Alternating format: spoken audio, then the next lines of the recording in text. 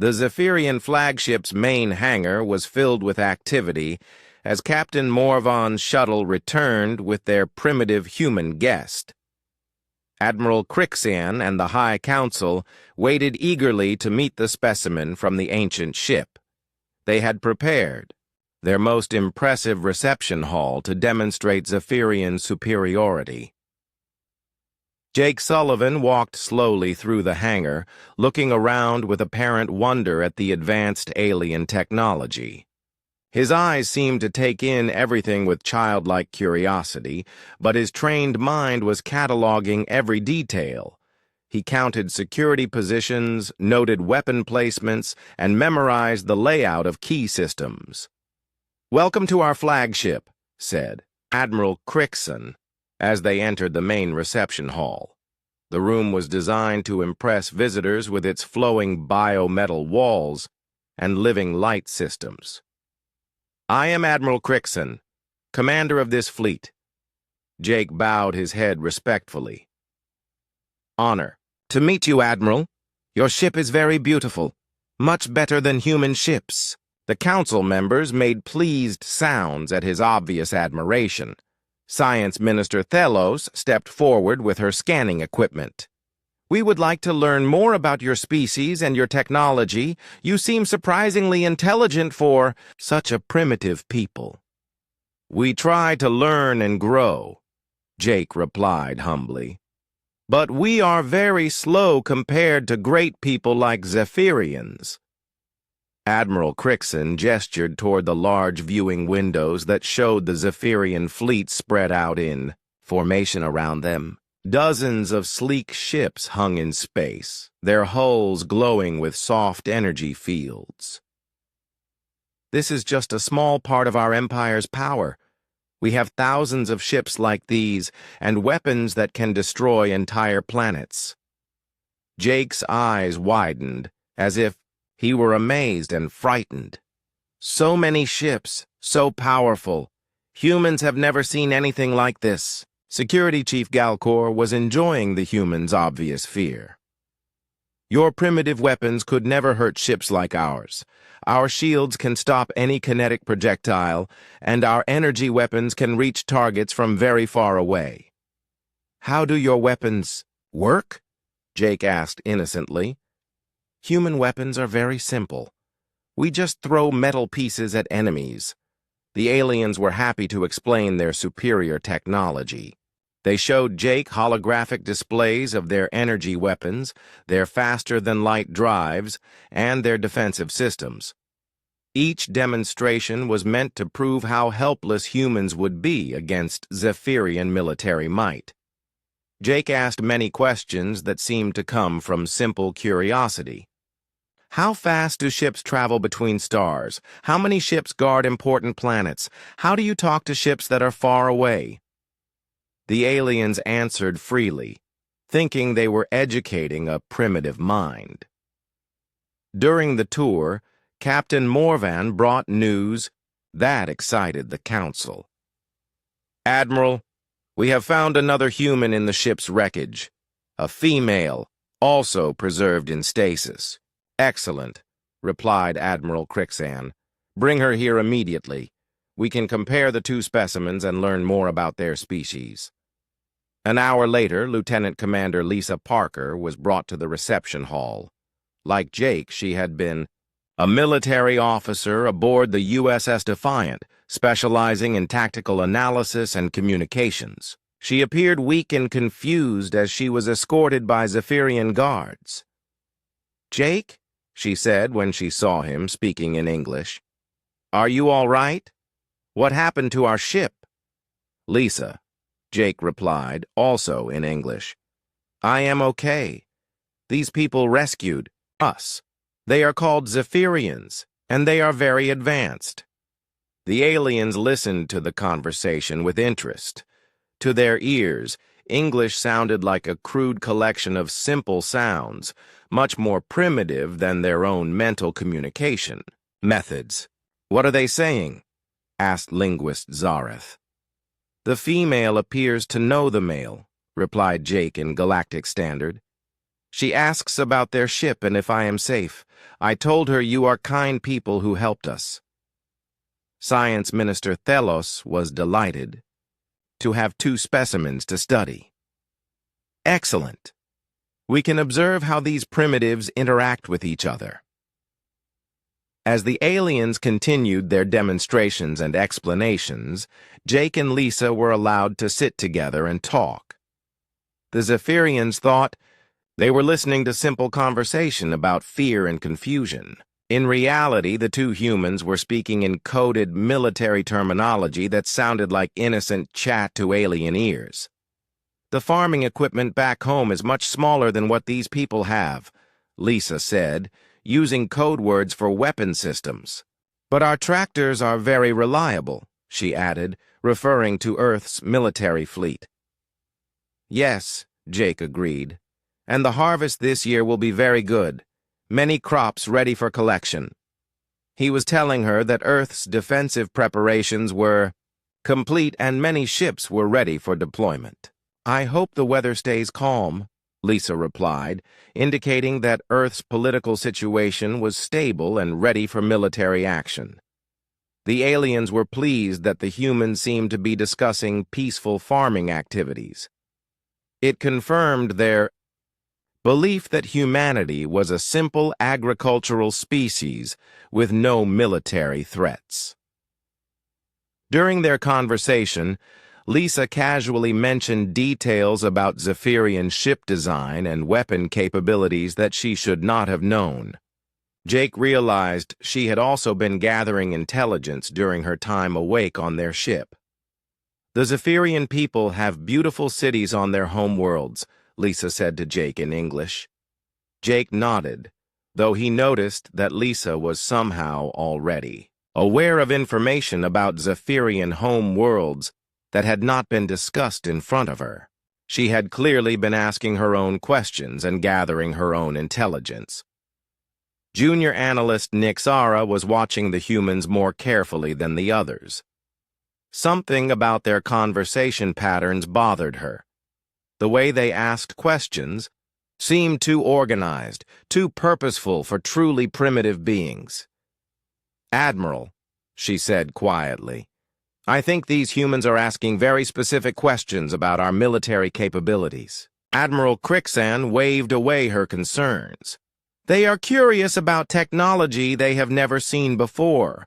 It is natural for primitives to be amazed by advanced civilization.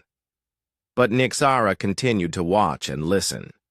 She noticed that Jake's questions about fleet formations and communication systems followed patterns that military analysts would use. Lisa's inquiries about home-world defenses and supply lines were also suspiciously systematic. When Jake asked about the location of Zephyrian manufacturing centers, Nixara realized what was happening. These were not random questions from curious primitives. They were intelligence-gathering operations conducted by trained military personnel. Admiral, she said more urgently, I believe these humans are conducting systematic intelligence collection. Their questions follow military reconnaissance patterns.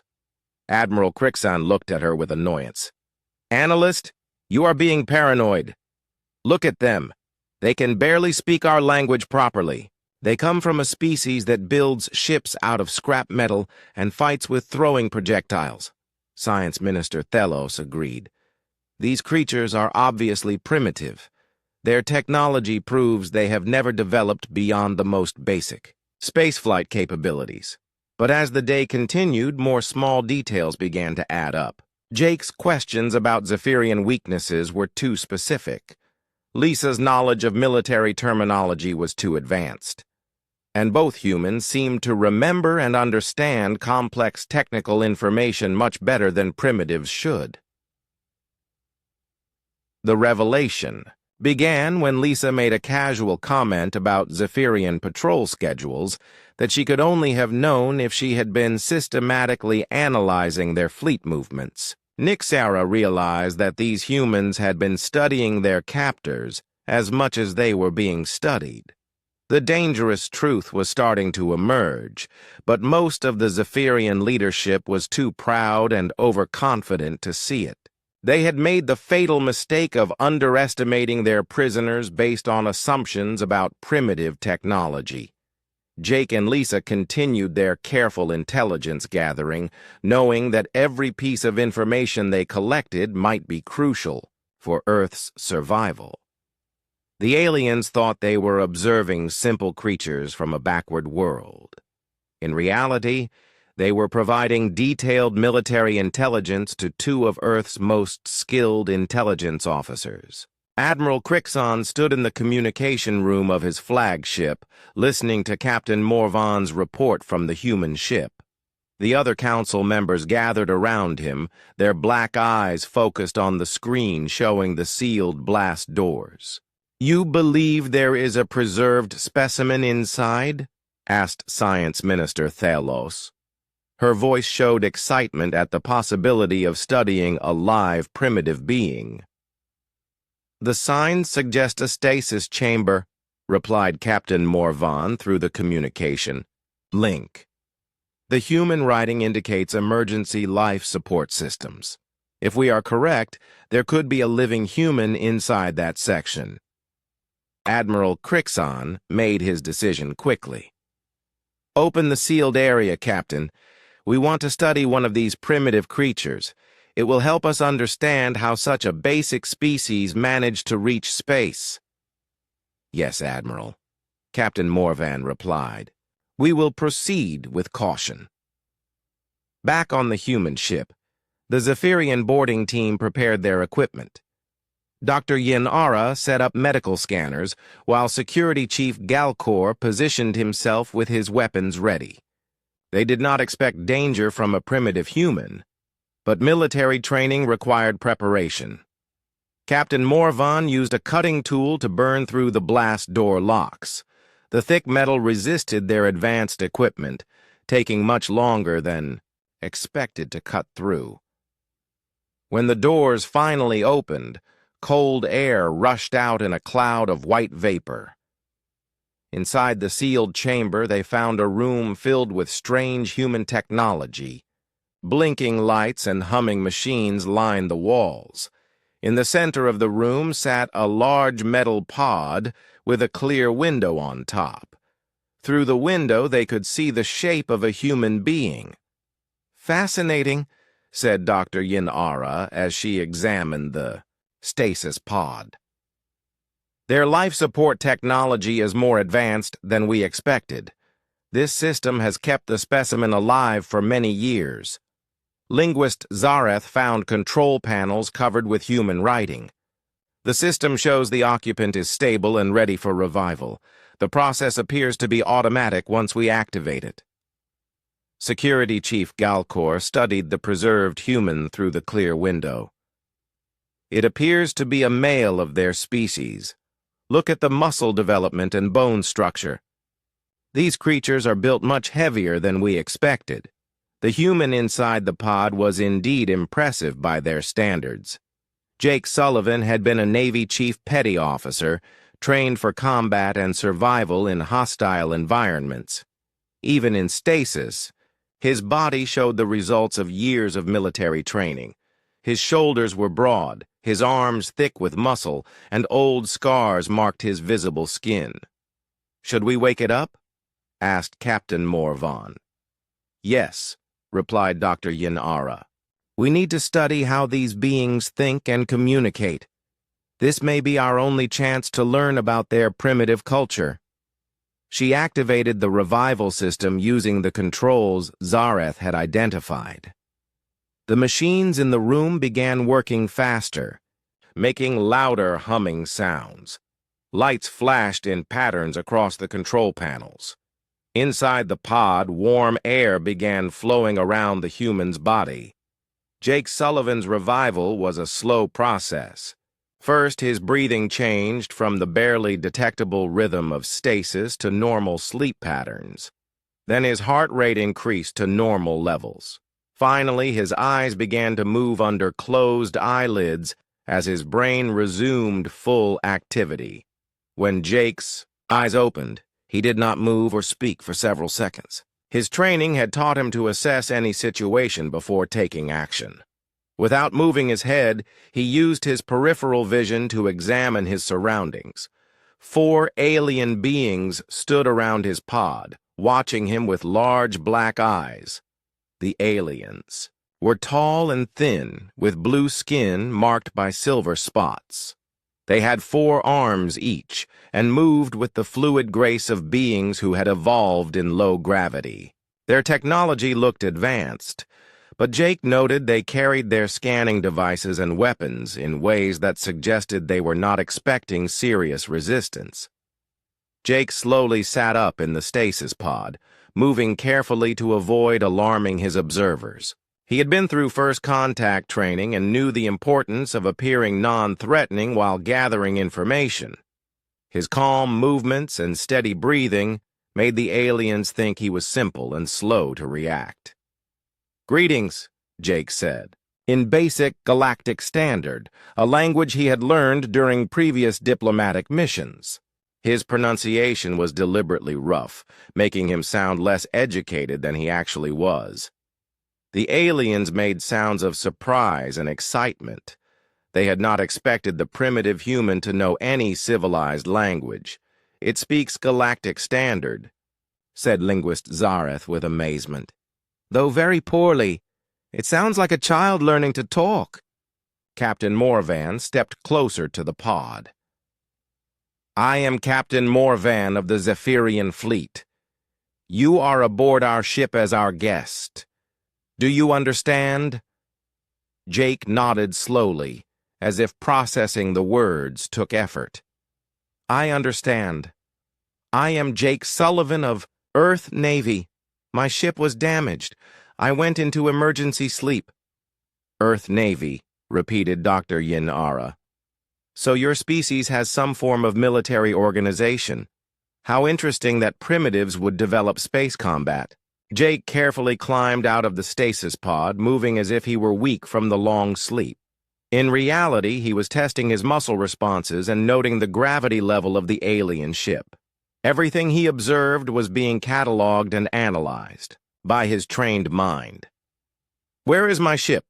Jake asked, still speaking in broken Galactic Standard. "Your vessel is being studied by our science teams," replied Captain Morvan. "We are very interested in your primitive technology. Tell us about your people and your planet." Jake sat down on a nearby chair, acting as if he needed rest. "Earth is home world. Many humans live there. We explore space to find new places and new friends." Security Chief Galcor laughed at the simple words. "Friends? Your ship is covered with weapons. Your species seems more interested in fighting than friendship." "Weapons for protection," Jake replied innocently. "Space has dangers. We must protect ourselves and our ships." Dr. Yin Ara began scanning Jake with her medical equipment. "Fascinating. Bone density," she muttered. "And look at this muscle development. These creatures must come from a high-gravity world." "Earth gravity is normal for humans," Jake said. "Not too heavy, not too light." The aliens continued their examination and questioning for over an hour. Jake answered all their questions with simple, honest-sounding responses. He told them about Earth's location, though he described it as being much farther away than it actually was. He explained human culture as peaceful and exploratory, making no mention of Earth's military capabilities. Throughout the conversation, Jake was learning far more than he revealed. He noted the aliens' arrogant attitude and their assumption that humans were primitive. He observed their technology, their ship design, and their tactical formations. Every detail was stored in his memory for later analysis. When Captain Morvan mentioned that the Zephyrian Empire was always looking for new worlds to study and possibly colonize, Jake's expression remained friendly and interested. But behind his calm exterior, Something cold and calculating began to plan. Earth would welcome Zephyrian visitors, Jake said with apparent enthusiasm. We could learn much from advanced people like you. The aliens were pleased by his response. They saw it as confirmation that humans were a simple, peaceful species that would offer no resistance to Zephyrian expansion. They had no idea they were speaking to a military intelligence specialist who had just identified them as a potential threat to his home world. As the interrogation continued, Jake began to understand that these aliens had seriously underestimated humanity. Their arrogance would become their weakness, and Jake was already planning how to use it against them. Captain Morvan led his boarding team through the airlock connecting their shuttle to the strange human ship. The airlock itself made him shake his head in disbelief. It was made of thick metal plates, held together with visible bolts. His own ship's airlocks were grown from living biometal that sealed itself perfectly without any crude mechanical parts. Look at this primitive construction, he said to his team as they moved into the ship's corridor. They actually welded metal pieces together. I have not seen such basic work since I was a student studying ancient civilizations. Behind him walked Security Chief Galcor, who had insisted on joining the boarding party. His 4 arms carried scanning devices that beeped and flashed as they recorded everything. Next to him was Dr. Yenara, their best scientist for studying dead technology. Last in the group was linguist Zareth, whose job was to understand any writing or computer systems they might find. The corridor they walked through was narrow and lined with gray metal walls. Strange pipes and cables ran along the ceiling, all exposed instead of being hidden inside the walls like proper ships. The floor was made of metal plates with raised patterns that looked like they were meant to prevent slipping. Why would they need non-slip flooring? Asked Dr. Yenara. Our gravity systems work perfectly. These beings must have had very basic technology if their artificial gravity was unstable. Captain Morvan pointed to panels on the walls. And look at these. They appear to be some kind of armor plating inside the ship. Why would you need armor inside your own vessel unless you expected it to be damaged in battle? Security Chief Galcor was examining what looked like weapon mounts built into the walls at regular intervals. They were empty now, but the mounting points showed where some kind of defensive guns had been placed. They put weapons inside their own ship, he said with amazement. How paranoid were these creatures? The team continued deeper into the ship, finding more evidence of what they thought was primitive design. Every door was thick metal that slid on mechanical tracks. The lighting came from simple bulbs behind protective covers instead of the soft, living light that Zephyrian ships used. Everything was built heavy and strong, but without any elegance.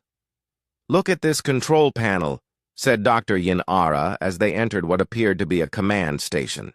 The controls were physical buttons and switches instead of the thought-controlled interfaces that advanced species used. They had to push buttons with their hands to operate their ship. How slow and inefficient. Linguist Zareth was studying, the writing on various labels and signs throughout the ship. The symbols were the same angular style they had seen on the outside.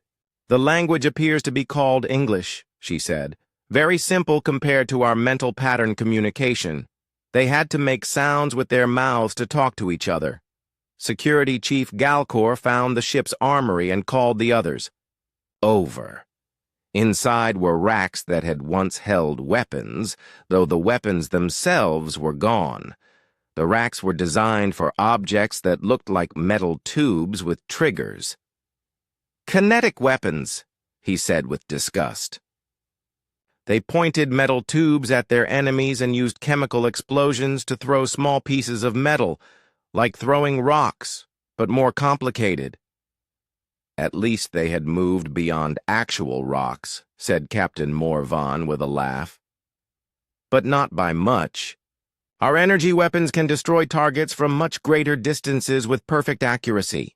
Dr. Yin-Ara was examining the ship's computer systems in what appeared to be the main control room. The computers were huge boxes full of metal circuits and wires. These systems probably had less computing power than a Zephyrian child's learning. "Toy," she said. "How did they navigate space with such basic equipment?" "Probably very badly," replied Captain Morvan. "They likely got lost frequently and crashed into things. That would explain why they needed such thick armor everywhere. The team found living quarters that shocked them even more than the military systems. The beds were hard, flat surfaces with thin padding. The walls were bare metal with no decoration.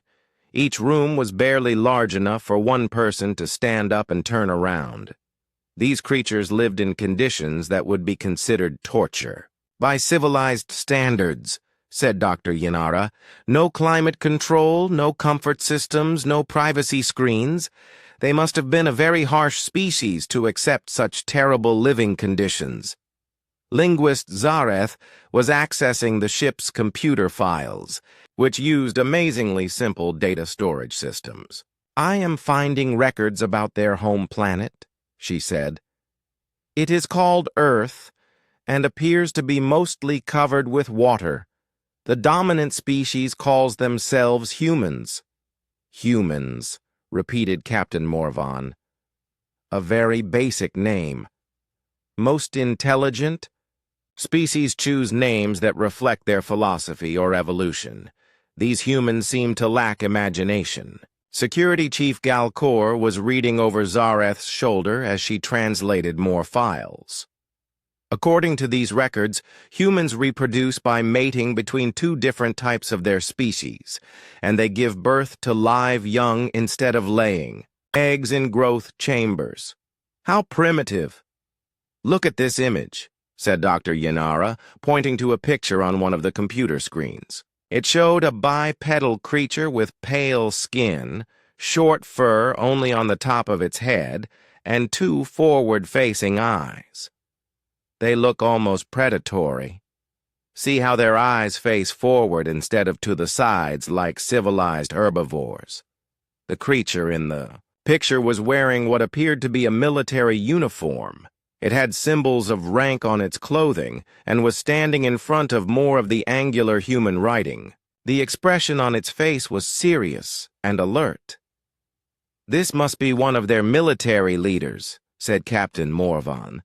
"Notice how small and weak it looks compared to our people. No wonder they needed so many weapons and thick armor. They were probably afraid of everything." As they explored deeper into the ship, they found a section that their scanners could not penetrate. Thick blast doors blocked their way, and the metal around the doors showed signs of extreme heat damage. Scorch marks ran up and down the walls, and some of the metal had melted and reformed in strange patterns. "What do you think happened here?" asked Dr. Yin-Ara. Security Chief Galcor examined the blast doors with his scanning equipment. "It looks like something tried to break out from inside this section.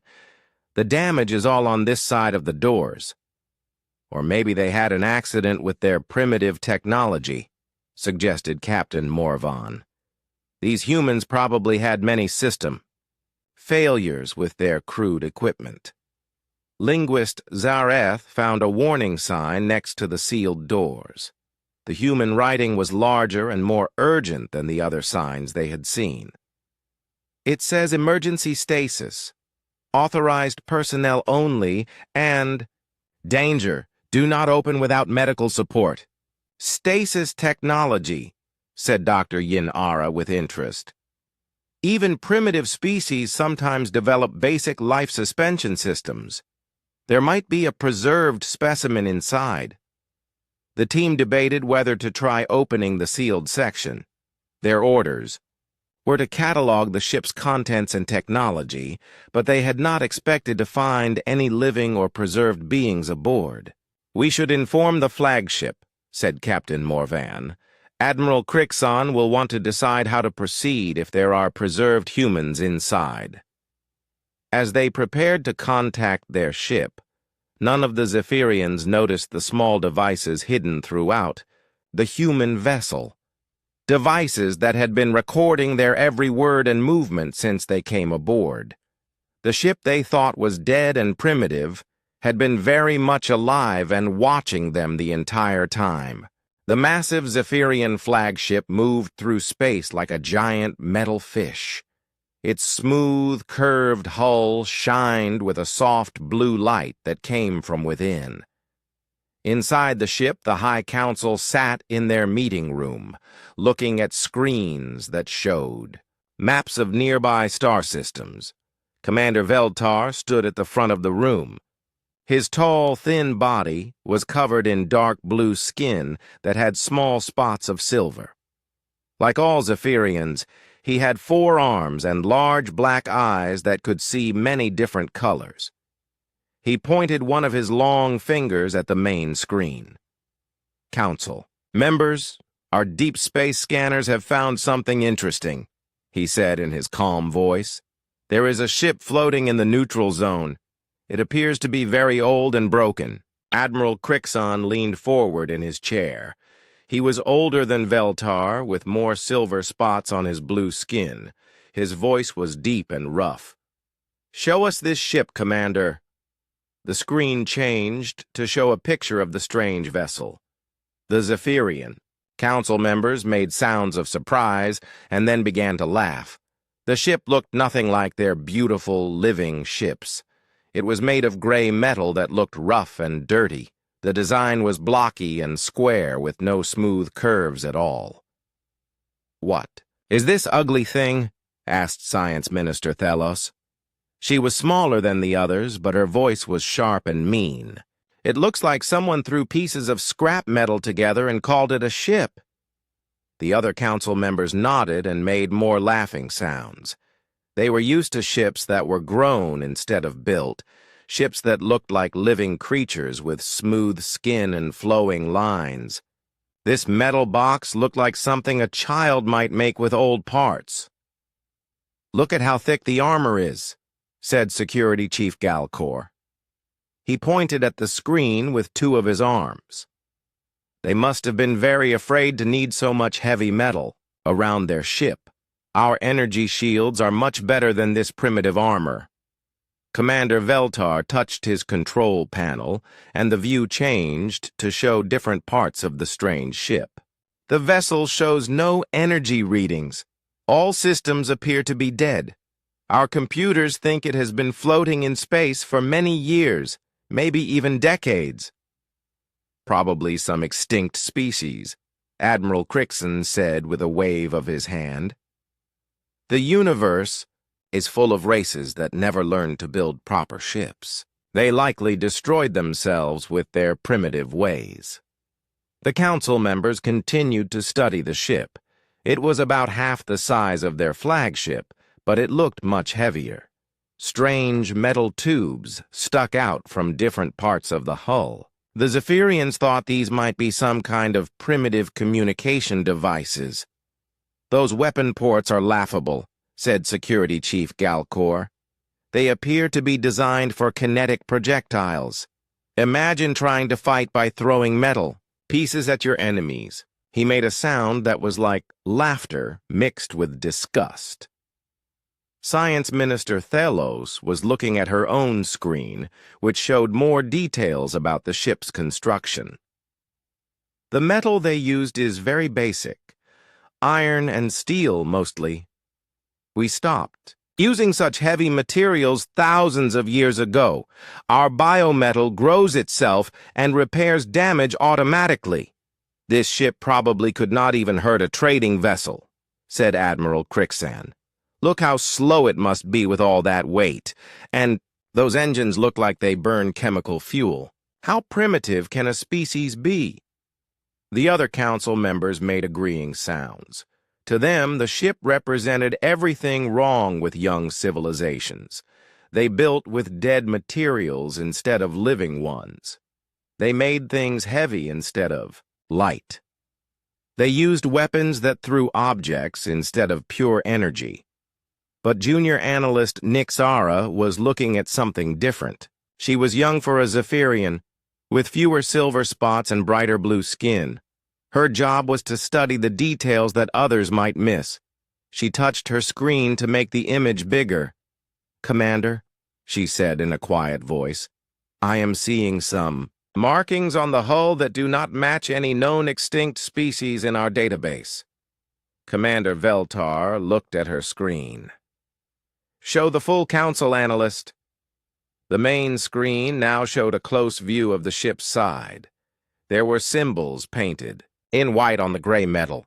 The letters were strange and angular, very different from the flowing script that most civilized species used.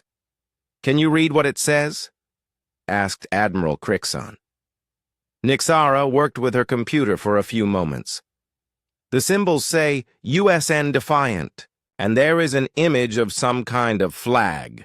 Blue and red and white colors with stars and stripes." "USN," repeated Science Minister Thelos. "That could be the name of their government or military, and Defiant is probably the ship's name. How typical of a primitive species to give their ships aggressive names." "What about the flag?" asked Commander Veltar. "The computer cannot match it to any known civilization," Nixara replied. "But there are more symbols below it. They say United States Navy in the same strange writing." Admiral Crixon made a dismissive sound. "United States. Another primitive name. They probably fought wars between different parts of their own planet before they learned to work together. Most young species go through that phase." Security Chief Galcor was still studying the ship's weapons. "I count at least 20 weapon ports along the hull. Why would they need so many guns on one ship? Our advanced targeting systems only need 2 or 3 energy projectors to destroy any target." "Because they were probably very bad at hitting anything," said Science Minister Thelos. "Primitive species often use many weak weapons instead of learning to build better ones. It shows their lack of scientific understanding." The council continued to examine the ship for several more minutes. Everything they saw made them more certain that it belonged to a dead civilization that had never learned proper technology. The thick armor, the many weapons, the heavy construction, all signs of a species that solved problems with brute force instead of intelligence. "Should we send a boarding party to examine the ship?" asked Commander Veltar. Admiral Crixon thought for a moment. "Yes, but just a small team. There is probably nothing valuable inside, but our scientists might find some interesting artifacts. Maybe we can learn how not to build ships." The other council members laughed at his joke.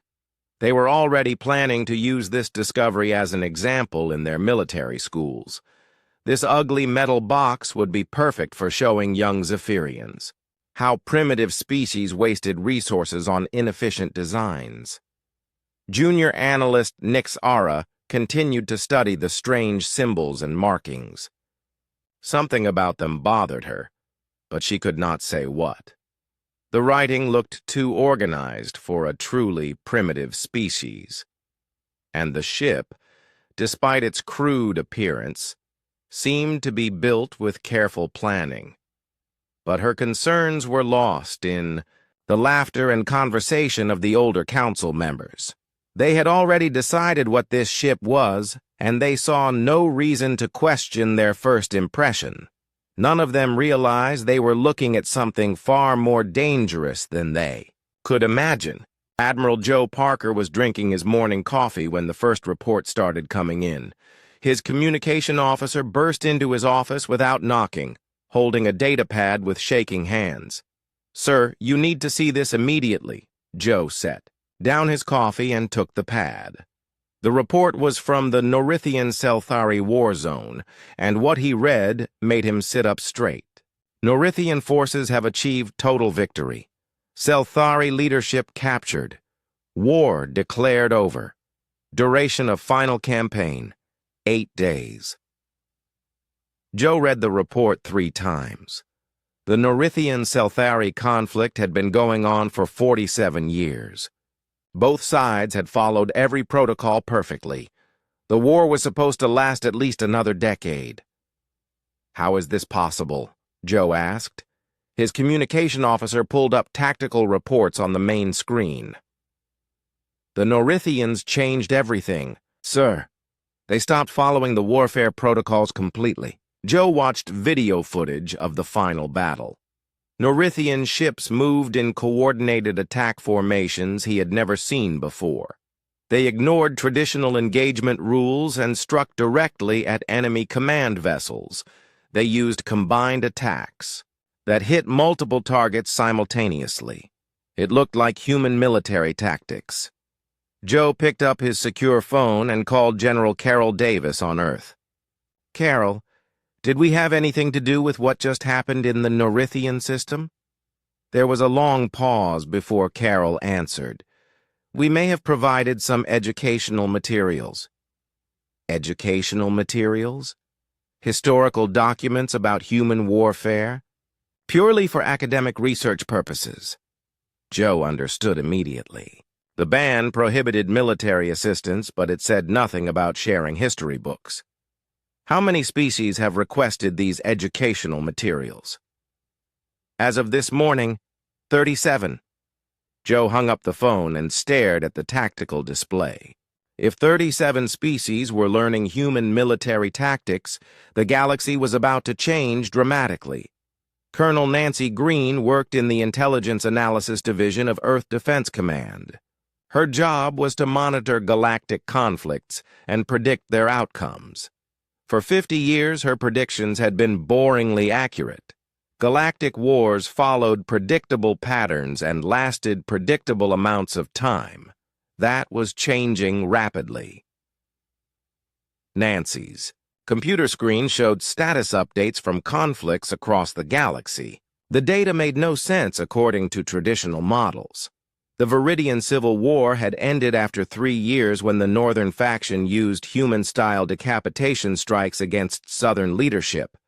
The war was supposed to last 15 years.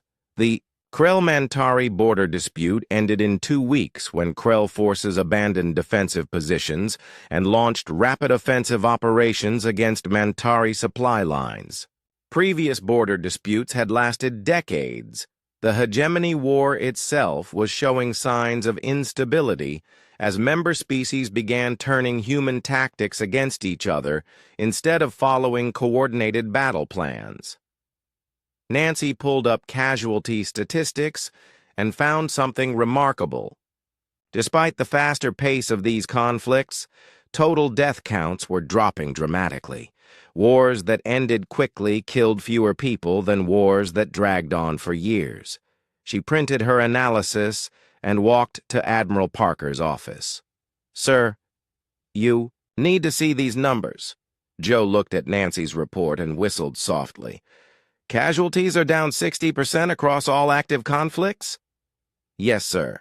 The species using human tactics are ending wars so quickly that there is no time for massive casualties to accumulate. Joe leaned back in his chair. For 50 years, the galaxy had insisted that human warfare was too brutal and destructive. But the evidence showed that human methods actually saved lives by ending conflicts quickly. The Selthari Collective was learning this lesson the hard way.